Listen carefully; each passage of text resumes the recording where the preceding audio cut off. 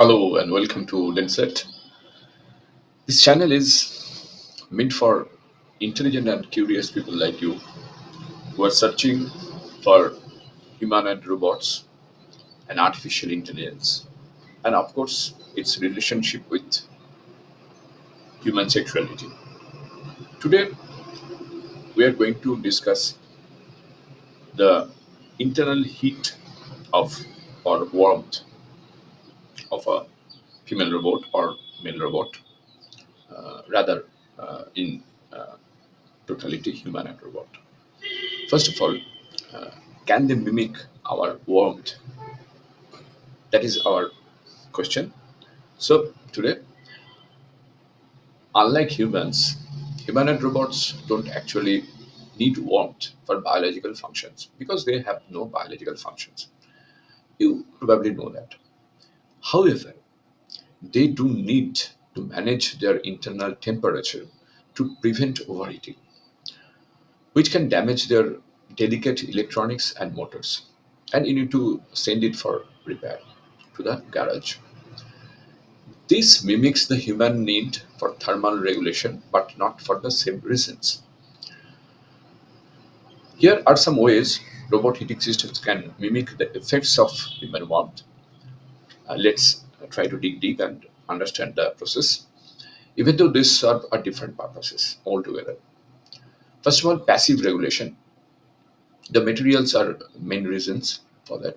Some robots use materials with varying thermal properties, like say strategically placed insulation and heat sinks to mimic the insulating effect of skin and fat. They may also use phase changing materials that absorb and release heat at specific temperatures, similar to sweating. Because while we are into physical intimate relationship, we usually sweat a little bit sometimes, not every day, but yes, it happens. Radiative cooling is another part. Robots can benefit from radiating heat, like humans, too, because we also radiate heat during physical intimacy by having dark colored exteriors that emit infrared radiation. This is the passive regulation part.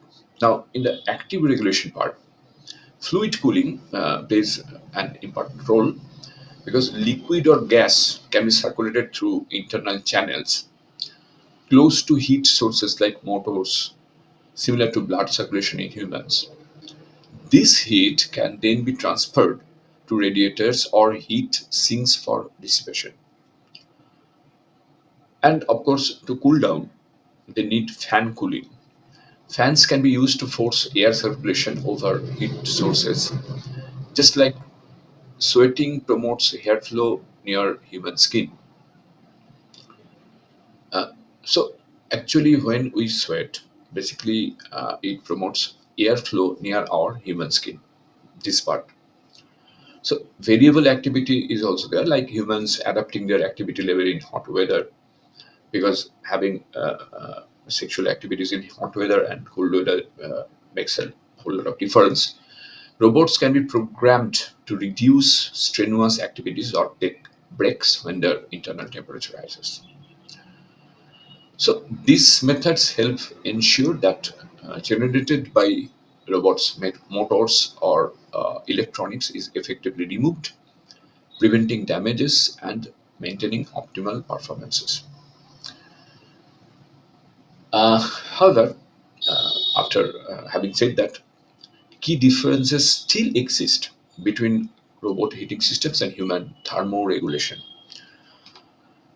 First of all, humans need warmth for survival. Okay, and while robots need to prevent overheating for functionality, it's a key difference. The goal is different. Human thermoregulation is mostly unconscious and reflex based.